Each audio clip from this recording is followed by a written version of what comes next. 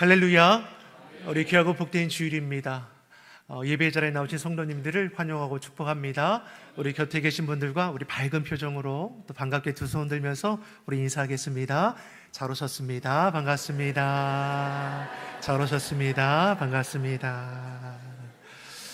오늘은 3월 세 번째 주일이자 우리 교회력으로는 예수님께서 우리의 구원을 위하여 받으신 고난을 우리가 기억하며 주님의 말씀과 삶을 묵상하며 경건하게 지내는 사순절 두 번째 주일이기도 합니다. 고난의 때가 지나가면 부활의 아침이 찾아옵니다. 우리 삶의 염려와 두려움의 문제들을 만날지라도 이것이 끝이 아니라 소망 가운데 우리의 걸음을 인도하시는 주님을 우리가 바라보며 견디고 참아내기를 간절히 소망합니다. 우리가 계속해서 3월은 나라와 민족을 위해서 기도하고 있습니다. 주여 이 땅을 지켜주소서. 하나님께서 세우신 나라, 하나님께서 도우시고 붙들어 주심을 믿습니다. 우리 한국교회 믿는 자들이 깨어 기도할 때 이 어려움의 때가 속히 지나가고 극복될 줄 믿습니다. 우리가 오늘까지 교육부서 세범 사역이 마쳐지게 됩니다. 겨울 사역을 비롯해서 세범 사역을 통해서 우리 자녀들이 받은 은혜를 그 마음에 새기고 어릴 때부터 말씀의 가치를 붙들며 하나님의 꿈과 비전을 품어서 이 시대에 능력 있는 자녀로 자라날 수 있도록 여러분 계속해서 기도해 주시고 교육부서를 위해서 관심 가져주시기를 바랍니다. 또 이번 주 목요일이면 또 우리 하품 사역이 처음으로 시작이 됩니다. 생후 1개월부터 48개월까지의 어린이와 우리 보호자가 함께하는 영적 돌봄 프로그램입니다. 해당되시는 분들에게 꼭 권면해 주셔서 함께 참여함을 통해서 우리 아이와 또 어른들이 함께 은혜를 받고 주의 말씀 앞에 가정을 온전히 세워갈 수 있도록 여러분 계속해서 관심 가져주시고 기도해 주시고 참여해 주시기 바랍니다. 우리 다시 한번 우리 옆 사람을 축복하면서 고백하겠습니다. 하나님께서 지키시고 도우십니다. 하나님께서 지키시고 도우십니다. 우리가 늘 고백하지 않습니까? 사람이 마음으로 자기의 길을 계획하는 것 같지만 그 인생의 걸음을 인도하시는 분은 우리 하나님이시죠. 내 인생 내 것인 것 같지만 내 인생 하나님의 것임을 분명히 알고 모든 일이 하나님을 인정하며 그 은혜 가운데 우리 삶을 세워갈 수 있기를 간절히 소망합니다. 우리가 지난 주일까지는 요한복음에 기록된 7가지의 표적의 사건을 통해서 말씀의 은혜를 나누었습니다. 이제 오늘부터는 마태복음에 기록되어 있는 6가지의 기적의 사건을 통해서 함께 말씀의 은혜를 나누고자 합니다. 그 첫 번째 말씀이 안식일에 손 마른 자를 고치신 예수님의 치유의 사건의 말씀입니다. 예수님께서는 오늘 본문의 말씀을 보니까 안식일에 회당에 들어가셨습니다. 이날은 안식일이니 회당 안에 참으로 많은 이들이 모여 있었을 것이죠. 그 중에는 누구도 있습니까? 손 마른 자가 있음을 우리에게 가르쳐 주고 있습니다. 예수님은 회당에 모인 많은 사람들 가운데 누구를 관심 가지고 보고 계시는 겁니까? 몸이 불편한 손 마른 자를 관심하여 보셨습니다. 누가복음을 보면 손 마른 자의 그 손이 오른손이라고 기록하고 있습니다. 유대인들에게 오른손은 참 중요한 의미를 가지고 있습니다. 왜냐하면 하나님의 권능, 힘을 가리키는 것이 이 오른손에 있기 때문입니다. 그래서 성경의 말씀을 보더라도 하나님의 권능을 어떻게 묘사합니까? 그 능력의 오른손, 주의 오른손이 나를 붙드시고 주의 오른손이 나를 구원하시는도다. 이 오른손의 의미가 이들에게는 중요했다라는 것이죠. 그런 오른손을 사용하지 못하는 이 불구자인이 유대 사회에서 그 삶이 참으로 피곤할 수밖에 없는 것이죠. 단지 오른손을 쓰지 못하는다라는 이 불편함의 어려움만이 아니라 저가 무슨 죄를 지었길래 저리 되었을까 하는 따가운 시선에서 늘 괴로움을 당했다라는 것입니다. 그럼에도 이 손 마른 자는 안식일에 회당에 모였습니다. 따가운 시선이 있을지라도 하나님을 예비하는 그 안식일의 규례를 지켰다라는 것이죠. 그리고 저를 주님이 바라보시고 긍휼히 여기심을 보게 됩니다. 근데 공교롭게도 이 날이 어떤 날입니까? 안식일이죠. 안식일에 병을 고친다라는 것은 안식일의 법을 위배하는 거라 말씀하고 있습니다. 예수님께서 병자를 고치는 것은 마땅한 일이지만 이 날이 안식일이니 바리새인들이 예수님을 공격할 빌미가 될 수 있다는 것입니다. 하나님은 십계명을 통해서 안식일을 지키되 어떻게 지키라 말씀하십니까? 거룩히 지키라 했습니다. 거룩하다라는 이 말은 히브리어로 카도시, 따로 떼어놓다라는 뜻을 가지고 있습니다. 안식일은 하나님께서 특별히 구별하여 따로 떼어놓으신 날입니다. 하나님께서 6일 동안 천지를 창조하시고 7일째 되는 날에 안식하신 것처럼 우리로 안식하라 하셨습니다. 이 안식일은 누구를 위한 날입니까? 하나님을 위한, 하나님에 속한 날이죠. 안식일에는 더욱더 하나님께 집중하는 것이고 하나님의 뜻을 바라보는 날이 되어야 합니다. 그래서 안식일만큼은 종들도 짐승들도 일을 하지 않았습니다. 하나님께 온전히 드리는 날로 구별했다라는 것이죠.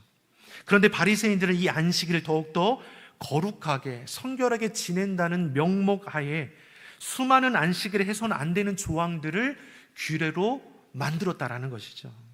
하나님을 위한다라는 취지는 너무나 좋습니다. 근데 문제는 무엇입니까? 점점 이 계명, 율법에 담긴 핵심 가치는 잊어버리고 형식만이 남게 되는 것이 문제인 것이죠. 율법, 계명에 담긴 핵심 가치가 무엇입니까? 사랑이죠. 하나님 사랑, 이웃 사랑입니다. 근데 서로 사랑하라는 이 참된 가치가 점점 퇴색이 되고 율법을 지켜야 한다는 이 형식, 규칙만이 저들을 올가매기 시작한다는 것이죠. 점차 형식과 지켜야 할 규례들은 많아집니다. 이 규례를 지키지 않으면 재단하고 정죄한 일들이 일어나게 되는 것이죠. 안식일에 병을 고치는 일 해서는 안 됩니다. 밭을 가는 일, 파종하는 일, 추수하는 행위일, 바느질하고 요리하고 글을 쓰고 심지어 불을 켜고 끄는 것조차도 안식일에서 하지 말아야 할 조항 가운데 한 가지입니다. 제가 몇 가지만 얘기했죠. 이런 조항들이 수없이 많습니다. 사랑하는 성도 여러분, 본질이 빠진 껍데기가 무슨 소용이 있겠습니까? 왜 하나님께서 왜 안식일에 밭일을 하지 말아야 하는지, 왜 안식일에 집안일을 쉬라고 했는지 그 목적을 잊어버리고 일을 하냐 하지 않느냐, 하지 말라고 한 조항을 지키냐 지키지 않느냐의 목을 매면 더 이상 안식일의 그 가치는 잊어버리게 되는 것이죠. 안식일의 목적은 일을 하고 하지 않느냐가 아닌 우리가 하나님께 집중하고 있느냐, 우리 삶을 주님 앞에 세우고 있느냐, 이것을 우리가 돌아보는 것이죠. 하나님을 온전히 예배하고 우리의 삶을 하나님의 말씀 앞에 바로 세워가고 있느냐, 이것에 초점을 두어야 하는 것이죠. 그래서 하나님은 안식일을 기억하여 거룩하게 지키라는 이 본질의 명령을 주셨는데 그 본질을 지킨다는 명목으로 수많은 규칙 조항들을 만들어서 본질이 아닌 껍데기 형식에 붙들리고 있는 당시 유대 사회의 모습을 오늘 말씀을 통해서 우리는 단편적이지만 보게 된다는 것이죠. 이러한 시대적 상황에서 예수님의 그 말씀과 행동은 이 바리새인들, 율법학자들, 당시 유대 지도자들에게는 눈의 가시와 같았다라는 것이죠. 앞서서 마태복음 12장 1절에서 8절의 말씀을 보면 예수님과 제자들이 밀밭 사이를 지나가실 때에 제자들이 배가 고파서 밀을 따서 먹었습니다. 이것을 바리새인들이 보고 하는 말이 무엇입니까? 당신의 제자들이 안식일 조항을 어겼다라고 항의했습니다. 안식일이 무엇입니까? 밀을 따서 비벼서 먹는 것조차도 안식일법에 위배되는 행동이라는 것이죠. 목적은 사라지고 껍데기만 남는 삶과 신앙이 이처럼 형식에 매여 재단하고 정죄하는 것들이 일어나게 되는 것이죠. 본질에 집중하고 하나님의 말씀 그대로 순종하는 우리 신앙의 모습이 되기를 예수님의 이름으로 축원합니다. 이때 예수님께서는 앞서서 안식일의 예외적인 규정에 대해서 말씀하는 것이죠. 다윗 또한 제사장들만이 먹을 수 있는 진설병을 먹은 일이 있고 제사장 또한 안식일에서 성전에서 사역하면서 예외적인 모습들이 있었다라는 것이죠. 어찌 안식일에 선한 일을 행하는 것이 옳은 일인데 그 안식의 조항을 지키지 않는다 하여 재단하고 판단할 수 있느냐라는 말씀을 하고 계시는 것이죠. 이처럼 예수님은 계명이 가진 참된 가치, 사랑을 실천함의 본을 보여주고 계십니다. 물론 여전히 저들은 형식과 규칙의 잣대로 예수님을 판단하고 정죄하려고 합니다. 그럼에도 이러한 시대적 상황에서도 예수님은 개의치 아니하시고 그 사랑과 은혜를 실천하고 계시는 것을 오늘 본문이 우리에게 보여주는 것이죠. 사랑의 수고를 마다하지 않으십니다. 안식이 조항을 어김으로 인해서 저들에게 핍박과 재단을 받을지라도 그 사랑을 통해서 하나님 앞에 부끄러움이 없는 삶을 세워가시는 예수님의 모습, 우리의 모습이 되어야 하는 것이죠. 또한 예수님께서 이 땅에 오신 목적이 분명히 이와 같은 것입니다. 마태복음 20장 28절에 우리에게 이렇게 가르쳐 주셨습니다. 같이 보겠습니다. 인자가 온 것은 섬김을 받으려 함이 아니라 도리어 섬기려 하고 자기 목숨을 많은 사람의 대속물로 주려 함이니라. 예수님이 이 땅에 오신 목적이 무엇입니까? 섬김을 받으려 함이 아니죠. 섬기려 하러 오셨습니다. 자기 목숨을 많은 사람의 대속물로 주기 위해서 이 땅 가운데 오셨습니다. 예수님의 행하시는 사랑의 수고는 말뿐이지 않습니다. 그 삶으로 나타내신 사랑이죠. 오늘 본문의 지금도 마찬가지입니다. 바리새인들이 눈에 불을 켜고 예수님 행동을 주목하여 보고 있을지라도 사랑의 본질을 결코 잃어버리지 않으시는 예수님의 모습입니다. 오늘 말씀의 시작 9절과 10절을 다시 한번 같이 읽어보겠습니다. 9절 10절입니다. 거기에서 떠나 그들의 회당에 들어가시니 한쪽 손 마른 사람이 있는지라. 사람들이 예수를 고발하려 하여 물어 이르되 안식일에 병 고치는 것이 옳으니까. 자, 안식일에 예수님께 회당에 들어가셨죠. 많은 이들이 있습니다. 하지만 그 많은 이들 중에 예수님께서 주목하여 보시는 자가 누구입니까? 손 마른 자입니다. 주님은 중심을 보시죠.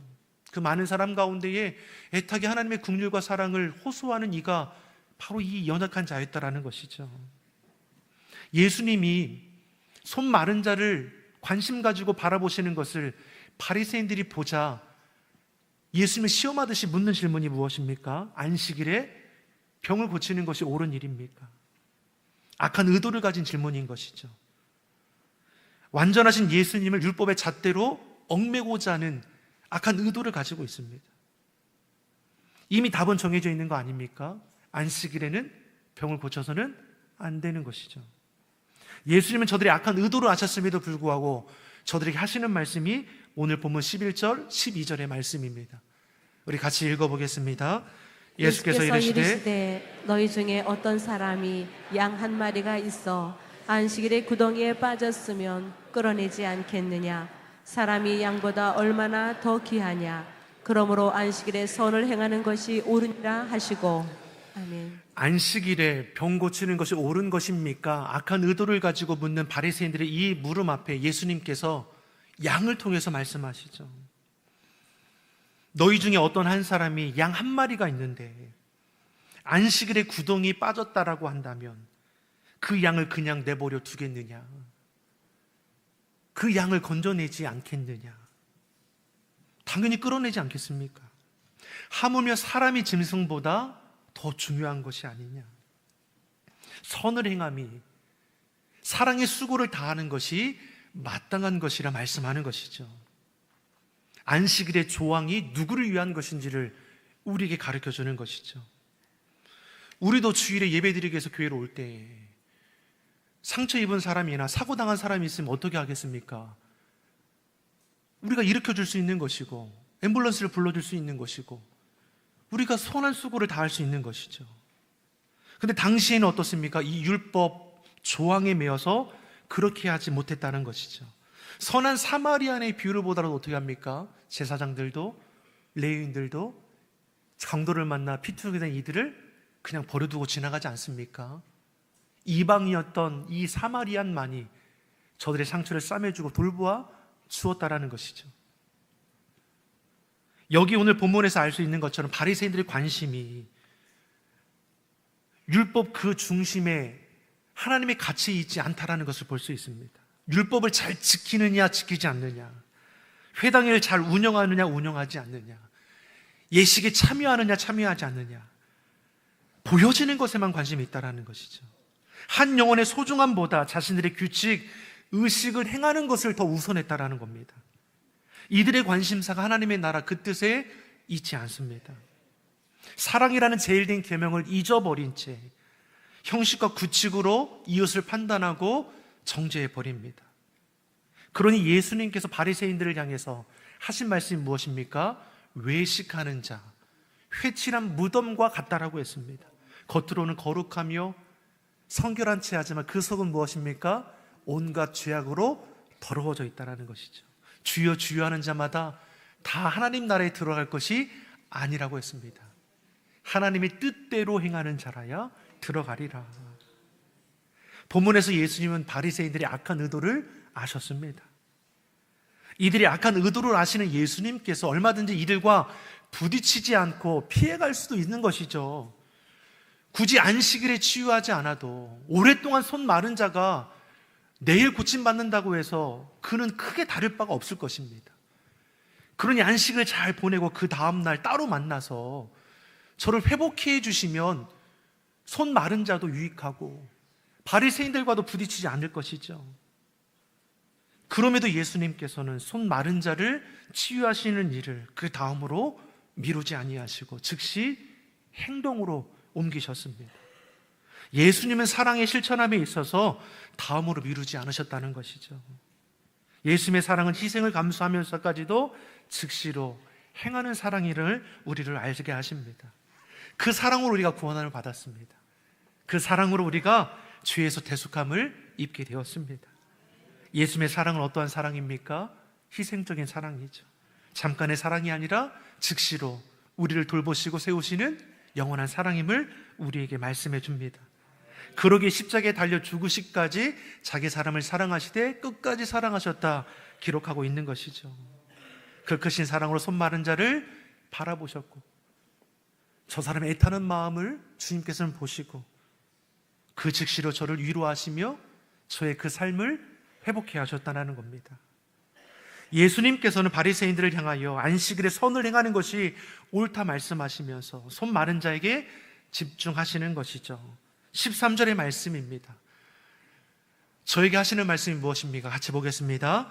이에 그 사람에게 이르시되 손을 내밀라 하시니 그가 내밀매 다른 손과 같이 회복되어 성하더라. 예수님께서 손 마른 자 앞에 나아가셔서 말씀하지 않으십니까? 손을 내밀라. 손 마른 자가 손을 내밀 수 있는 겁니까? 평생을 이렇게 오그라져 가지고 살았다라는 것이죠. 지금 예수님은 손 마른 자가 할 수 없는 명령을 지금 하시는 겁니다. 듣기에 따라서는 예수님이 이 병자를 놀리는 것처럼 보일 수도 있는 것이죠. 지금까지 이 손이 펴지지 않아서 얼마나 불편했습니까? 하필이면 그 손이 오른손이니 유대 사회에서 죄인 취급을 받아 살아냈습니다. 그러한 자신에게 예수님께서 다가오시더니 안식일에 병 고치는 것이 옳은 겁니까? 바리새인들의 그 꾸중과 그 분위기 속에서도 말씀하시는 것이 무엇입니까? 사랑의 눈으로 저에게 명령하시는 것이죠. 손을 내밀라. 순종할 수 없는 명령입니다. 어떻게 보면 불평하고 하소연할 수도 있을 거죠. 그런데 이 손 마른 자는 그렇게 하지 않습니다. 예수님의 그 말씀 앞에 자신의 손을 내어놓았다는 것이죠. 사랑하는 성도 여러분, 주의 말씀 앞에 우리가 해야 할 것은 무엇입니까? 따라하겠습니다. 말씀 앞에 순종하는 것이 내가 행할 것입니다. 아멘이십니까? 우리는 말씀을 지켜 행하는 준행자이죠. 말씀을 판단하는 자가 아니라는 겁니다. 말씀 앞에 순종함을 통해서 우리는 하나님이 행하시는 놀라운 역사를 경험하는 자가 될 것이죠. 순종은 선택이 아닙니다. 주님 앞에 내가 그 일을 할 수 있는가, 할 수 없는가를 내가 저울질하는 것이 아니죠. 우리의 손익이 계산해서 나에게 유익이 되면 하고 그렇지 않으면 하지 않는다, 이런 것도 아닙니다. 믿는 자가 행동할 것은 무엇입니까? 그 말씀 앞에 온전히 순종하기를 우리가 결정하는 것이죠. 손 마른 자의 순종이 탁월한 것은 그가 할 수 없는 상황에도 불구하고 그 말씀 앞에 손을 내밀었다라는 겁니다.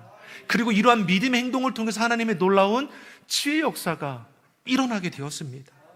손을 내밀라라는 이 명령 앞에 주님 저는 할 수 없습니다가 아니라 주님 저는 의심 없이 그 말씀 앞에 내가 행동하기를 원합니다.